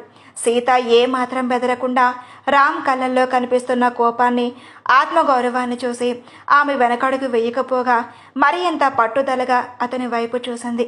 తనదైన గంభీర స్వరం, అహంకారం మిళితమైన గొంతులతో ఇలా అంది. ఒకసారి ఎవరైనా ఇచ్చినవి తిరిగి తీసుకోవటం నాకు అలవాటు లేదు రామ్. అది బహుమతి అయినా శిక్ష అయినా అని ఖచ్చితంగా చెప్పేసింది. ఆ పల్లెలి వైపు ఒక్కసారి కూడా చూడకుండా గది గుమ్మం వైపు నడుస్తూ వెనక్కి తిరిగి చూసింది. ఆ చిన్న ఇంటిని చూస్తూ, ఇంత చిన్న ఇంట్లో ఇన్ని అప్పుల మధ్య ఉండటం మీకు సేఫ్ కాదు. పైగా రాసే పెళ్లి గురించి కూడా నేను ఆలోచించాను. తను నా చెల్లెలు లాంటిది. తనకి ఒక మంచి సంబంధం కూడా చూశాను అని బాంబు పేర్చింది. ఆ మాట వినగానే పార్వతి గారు, రామ్ తండ్రి ఒక్కసారిగా షాక్ అయ్యారు. ఒక పక్క ₹1,00,00,000 అప్పు తీరిన కాగితాలు, మరో పక్క వజ్రాలు, ఇప్పుడు తమ కూతురు పెళ్లి ప్రస్తావన. ఇవన్నీ చూస్తూ ఉంటే వాళ్లకు ఏదో తెలియని భయం, ఆశ్చర్యం కలిగాయి. రామ్ పరిస్థితి. రామ్ కోపంగా ఊగిపోతున్నాడు. సీత తన కుటుంబాన్ని తన గుప్పెట్లోకి తీసుకోవటానికి ప్రయత్నిస్తుంది అని అతనికి అర్థమయ్యింది. అప్పును అడ్డం పెట్టుకొని తన చెల్లెల జీవితాన్ని కూడా తన చేతుల్లోకి తీసుకోవటం అతనికి అస్సలు నచ్చలేదు. మేడం, మీ లిమిట్స్ దాటుతున్నారు. నా చెల్లెలి పెళ్ళి, మా కుటుంబం విషయాల్లో మీరు జోక్యం చేసుకోవద్దు అని గట్టిగా హెచ్చరించాడు రామ్. సీత నవ్వుతూ, లిమిట్స్ నేను ఎప్పుడో దాటేశాను రామ్. ఇప్పుడు ఆ అప్పుల పత్రాలు నా దగ్గరే ఉన్నాయి. అంటే నువ్వు నాకు బాకీ ఉన్నట్టే. రేపు ఉదయం నా ఆఫీస్లో నువ్వు ఉండాలి.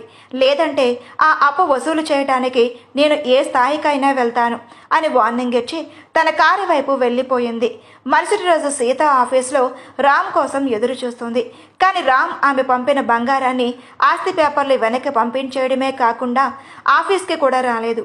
అతని ఆత్మగౌరవం సీత అహంకారానికి గట్టిగా దెబ్బతీసింది. రామ్ ఎక్కడున్నాడో ఆరా తీసిన సీతకు అతను ఒక బార్లో పనికి కుదిరాడని తెలిసింది. వెంటనే కారు వేసుకుని అక్కడికి వెళ్ళింది. జనం హోరుతో, మ్యాజిక్ శబ్దాలతో నిండి ఉన్న ఆ బార్లో రామ్ కౌంటర్ వెనక నిలబడి మద్యం సర్వ్ చేస్తున్నాడు. అది చూసి సీతకు ఒళ్ళు మండిపోతుంది. అంత చదువు చదివి అంతటి పరాక్రమం ఉన్న వ్యక్తి ఇలాంటి చోట పనిచేయడమా అని ఆమె ఆగ్రహం కట్టలు తెంచుకుంది. వేగంగా అతని దగ్గరకు వెళ్ళి రామ్ చెయ్యి పట్టుకొని బయటకు లాక్కొచ్చింది. అందరూ చూస్తూ ఉండగానే అతని చెంప మీద బలంగా కొట్టింది. రామ్ తీవ్రమైన కోపంతో సీత గొంతు పట్టుకుని గోడకు అదిమి, మేడం, ఏం చేస్తున్నారు మీరు? మీకు అసలు బుద్ధుందా? నేను ఇప్పుడు మీ బాడీగార్డ్ని కాదు, మీ నౌకర్ని అంతకన్నా కాదు. నా జీవితం నా ఇష్టం. మీరు జోక్యం చేసుకోవద్దు. సీత అతని చేతిని విదిలించుకొని కళ్ళల్లో నీళ్లు తిరుగుతున్న కోపాన్ని ప్రదర్శిస్తూ అతని కళ్ళల్లోకి చూసింది. నేను ఇవన్నీ ఎందుకు చేస్తున్నానో తెలుసా రామ్? ఎందుకు అంటే నువ్వంటే నాకు ఇష్టం. ఆ అడవిలో మనం గడిపిన ఆ క్షణాలు, నువ్వు నన్ను కాపాడిన తీరు, అప్పుడే నేను నిన్ను ప్రేమించడం మొదలుపెట్టాను. నువ్వు ఒప్పుకున్నా ఒప్పుకోకపోయినా నువ్వు నా వాడివి. నా ప్రేమను కాదనే ధైర్యం నీకు లేదు, అంతే. ఆ ఆవేశంలో పక్కనే ఉన్న ఒక బీర్ బాటిల్ తీసి గడగడా తాగటం మొదలుపెట్టింది. అప్పటి వరకు గంభీరంగా ఉన్న రామ్ సీత చేస్తున్న పనికి ఒక్కసారిగా నిశ్చేష్టుడైపోయాడు. ఆమె కళ్ళల్లో కనిపిస్తున్న ఆ కసి, ప్రేమ అతని ఆలోచనల్లో పడేశాయి. రామ్ ఆమెను ఆపడానికి ఎంత ప్రయత్నించినా సీత మొండితనంతో బాటిల్ని వదలలేదు. నిషా తలకెక్కటంతో ఒక్కసారిగా తూలి రామ్ గుండెల మీద పడిపోయింది. చుట్టూ ఉన్న జనం వింతగా చూడటం గమనించిన సీత పర్సనల్ అసిస్టెంట్ రామ్కి సైగ చేస్తూ అక్కడి నుండి ఆమెను తీసుకువెళ్ళమని కోరింది. మేడం, అందరూ మనల్నే చూస్తున్నారు, ప్లీజ్ వదలండి, కారు దగ్గరికి వెళ్దాం అని రామ్ బ్రతిమలాడుతున్నా సీత వినిపించుకోలేదు. రామ్ చొక్కాను గట్టిగా పట్టుకుని, నేను వదలను, ఏం చేస్తావురా, అసలు నన్ను ఏం చేయగలవు అంటూ నిషాలో బిగ్గరగా అరుస్తూ అతన్ని రెచ్చగొట్టింది. పరిస్థితి చేయి దాటిపోతుందని గ్రహించిన రామ్ ఆమెను అక్కడ వదిలేయలేక బలవంతంగా ఎత్తుకొని పక్కనే ఉన్న ఒక ప్రైవేట్ VIP రూమ్లోకి తీసుకువెళ్ళాడు. లోపలికి వెళ్ళగానే ఆమెను మెల్లగా బెడ్ మీదకు పడుకోబెట్టాడు. కానీ సీత మాత్రం అతని చేతిని వదలటం లేదు. సీత కళ్ళు తెరవలేక తడబడుతూ ఉన్న గొంతుతో, రామ్, నువ్వు నన్ను వదిలి వెళ్ళిపోతావా? నా ప్రేమ నీకు అంత తక్కువగా అనిపించిందా? నా ₹1,00,00,000 ఆస్తి కంటే నీ ఆత్మగౌరవమే నీకు ముఖ్యమా? బెడ్ మీద పడి ఉన్న ఆమె కళ్ళల్లో నీళ్లు తిరుగుతూ ఉండటం రామ్ చూశాడు. అంతటి గర్వం ఉన్న మనిషి తన కోసం ఇంతలా దిగిరావటం చూస్తుంటే అతని మనసు కలుగుతుంది. ఆమెను పడుకోబెట్టి వెళ్ళిపోదామనుకున్న రామ్ ఆమె పట్టు వదలకపోవటంతో అక్కడే నిలబడిపోయాడు. సీత పూర్తిగా నిషాలో ఉండటంతో తనను తాను నియంత్రించుకోలేకపోయింది. రామ్ను ఒక్కసారిగా తన వైపుకు లాగటంతో అతని ఆమె మీద పడిపోయాడు. ఆ స్థితిలో సీత ఏమాత్రం ఆలోచించకుండా రామ్ ముఖమంతా ముద్దలతో ముంచేస్తూ తన ప్రేమను ఆవేశంగా వ్యక్తపరచసాగింది. రామ్ ఒక్కసారిగా నిర్ఘాతపోయాడు. అప్పటి వరకు బాస్గా గర్వంతో ఊగిపోయే సీతాలో ఈ కొత్త కోణాన్ని చూసి అతను స్తంభించిపోయాడు. ఆమె పెదవుల మీద ఉన్న మద్యం వాసన, కళ్ళల్లో కనిపిస్తున్న ఆరాటం అతన్ని ఇబ్బంది పెడుతున్నాయి. రామ్ తనని తాను స్తంభారించుకుంటూ ఆమె భుజాలు పట్టుకొని పక్కకు జరపటానికి ప్రయత్నిస్తూ, మేడం ప్లీజ్, ఏం చేస్తున్నారు? అసలు మీకు స్పృహ ఉందా? మీరేం చేస్తున్నారో మీకు అర్థమవుతుందా? ప్లీజ్ వదలండి అని బ్రతిమలాడసాగాడు. కానీ సీత మాత్రం అతని చొక్కాను గట్టిగా పట్టుకొని, అర్థమవుతుంది రామ్, చాలా బాగా అర్థమవుతుంది. ఎన్నాళ్ళు నాలో ఉన్న ప్రేమను నీకు ఎలా చెప్పాలో తెలియక అహంకారం ముసుగులో దాచుకున్నాను. నువ్వు నా పక్కనే ఉండాలి, అది ఏ హోదాలో అయినా సరే అని బిగ్గరగా గొనుకుతూ మళ్ళీ అతన్ని తన దగ్గరకు లాక్కుంది. రామ్ పరిస్థితి వర్ణాతీతంగా ఉంది. సీత తన మీద పడి అలా ముద్దలతో ముంచెత్తుతుంటే అప్పటి వరకు తను పాటించిన క్రమశిక్షణ, ఆత్మగౌరవం ఒక్కసారిగా కరిగిపోతున్నట్టు అనిపించింది. ఆమె శరీరంలో ఉంచి వస్తున్న ఆ మద్యం వాసన, ఆమె కళ్ళల్లో కనిపిస్తున్న ఆరాటం అతన్ని ఉక్కిరి బిక్కిరి చేస్తున్నాయి. మొదట ఆమెను ఆపాలని గట్టిగా ప్రయత్నించిన రామ్ సీతలోని ఆ పిచ్చ ప్రేమను చూసి ఆ మెల్లగా తన నియంత్రణ కోల్పోసాగాడు. ఆమె కౌగిల్లో ఉన్న వేడి, ఆమె పెదవుల స్పర్శ అతనిలోని భావాన్ని కూడా తట్టిలేపాయి. సీతను దూరం నెట్టలేక, అలాగని పూర్తిగా లొంగలేక రామ్ సతమతమయ్యాడు. కానీ సీత మాత్రం అసలు తగ్గడం లేదు. నువ్వు నా వాడివి రామ్, నిన్ను ఎవరికి వదులుకోను అని నిషాలో పదే పదే గొనుకుతూ అతని మీద పడి తన ప్రేమను ఆవేశంగా వ్యక్తపరుస్తుంది. ఆ క్షణంలో రామ్ కూడా తన చుట్టూ ఉన్న ప్రపంచాన్ని, తన పంతాన్ని మర్చిపోయాడు. సీత చూపిస్తున్న ఆ విపరీతమైన ఆకర్షణకు లోనే ఆమెను తన బాహువుల్లోకి తీసుకున్నాడు. ఆ గదిలో నిశ్శబ్దం రాజ్యమేలుతూ ఉండగా వారి ఇద్దరి మధ్య ఉన్న దూరం పూర్తిగా చెరిగిపోయింది.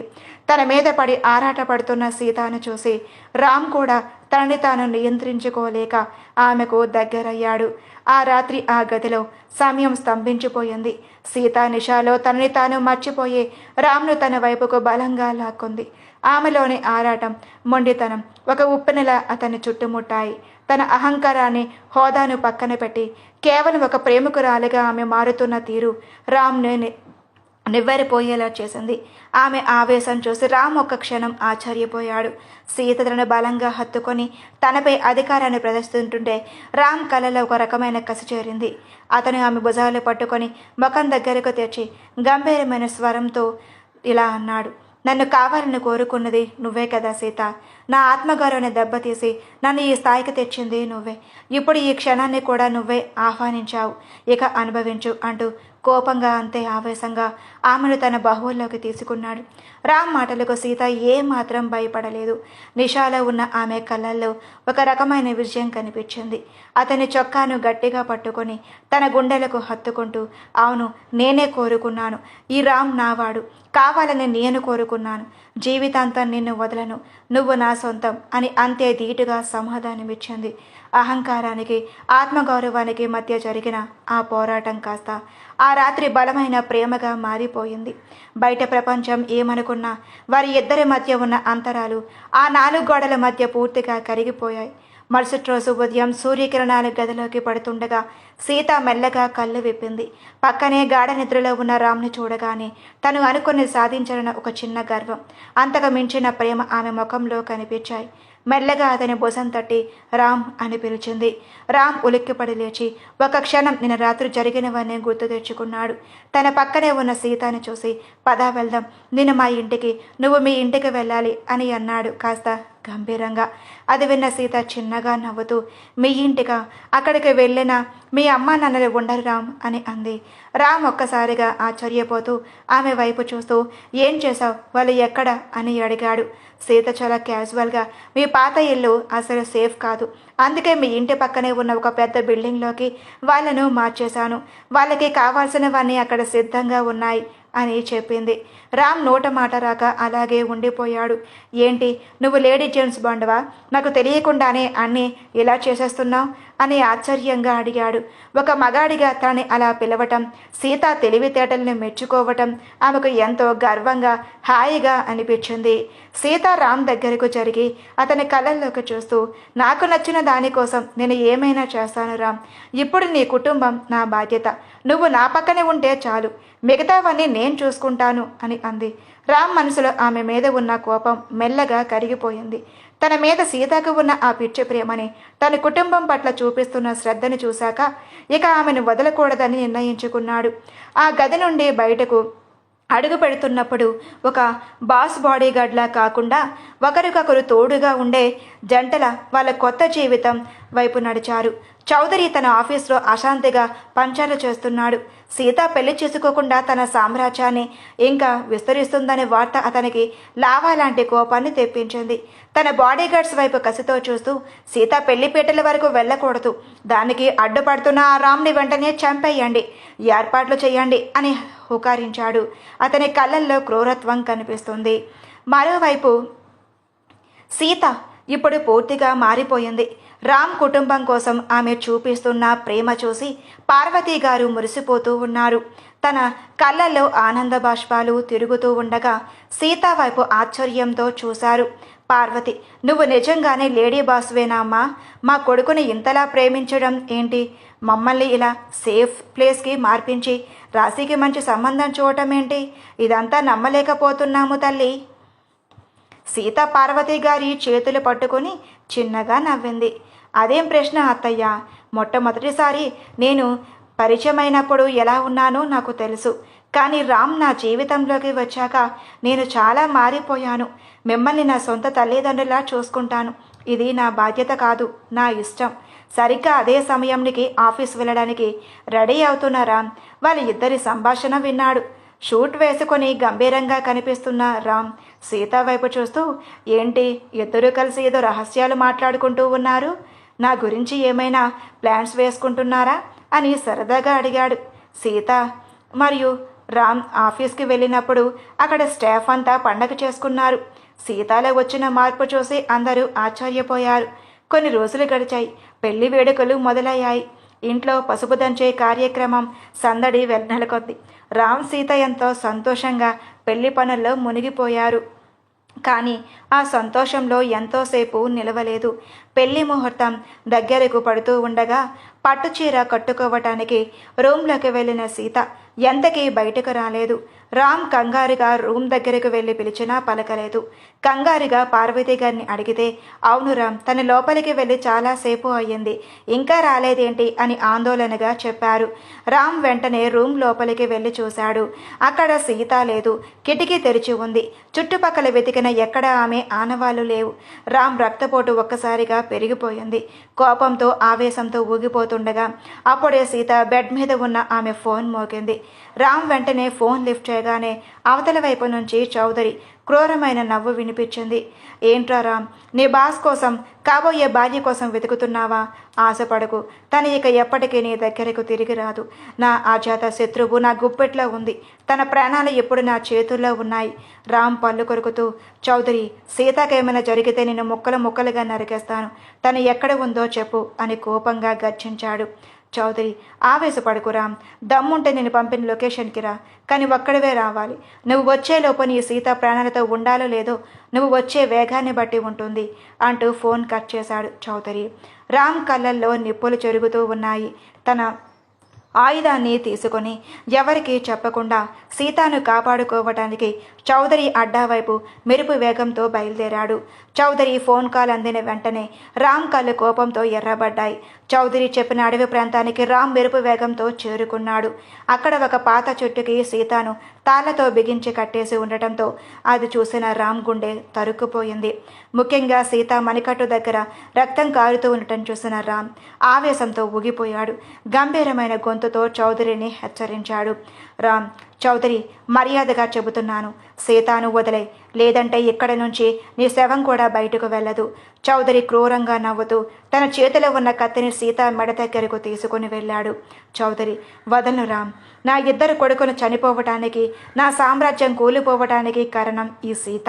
అందుకే దీన్ని నీ కళ్ళ ముందే చంపేస్తాను. ఆ తర్వాత నిన్ను కూడా కథం చేస్తాను. అప్పుడు ఈ సీత ఆస్తి, సామ్రాజ్యం అంతా నా వశం అవుతుంది. ఆ మాట వినగానే రామ్ ఒక్కసారిగా విరుచుకుపడ్డాడు. సీతను ఆ స్థితిలో చూశాక అతనికి తన ప్రాణాల మీద ఆశపోయింది. కేవలం సీతను కాపాడాలన్న కసి మాత్రమే మిగిలింది. రామ్, ఆమె ఒంటి మీద ఒక్క గీత పడినా నిన్ను ప్రాణాలతో ఉంచను. నీ సామ్రాజ్యం కాదు కదా, నీ వంశం కూడా మిగలదు అంటూ రామ్ అక్కడ ఉన్న రౌడీల మీద పులిలా దూకాడు.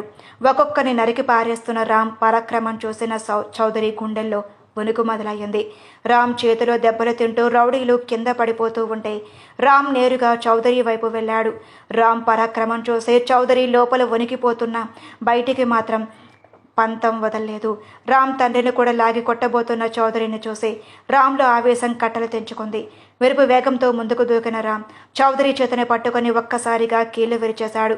ఆ ముసలి ప్రాణం పోయినంత పనయ్యింది చౌదరికి. నొప్పితో గట్టిగా అరుస్తూ పక్కకు పడిపోయాడు. రామ్ ఏమాత్రం ఆలస్యం చేయకుండా సీత దగ్గరకు పరిగెత్తుకెళ్లాడు. రక్తం కారుతున్న ఆమె మణికట్టు చూసి గుండె తరుక్కుపోతూ ఉండగా వేగంగా ఆమె కట్టు విప్పాడు. స్పృహ తప్పుతున్న స్థితిలో ఉన్న సీత మెల్లగా కళ్ళు విప్పి రామ్ అని పిలిచింది. రామ్ ఆమెను తన చేతుల్లోకి తీసుకొని సురక్షితంగా అక్కడి నుంచి తీసుకువెళ్లే ప్రయత్నం చేస్తూ ఉండగా ఎవరు ఊహించని విధంగా వెనక నుండి చౌదరి కోపంతో రగిలిపోతూ ఒక బరువైన కర్రతో రామ్ తల మీద బలంగా కొట్టాడు.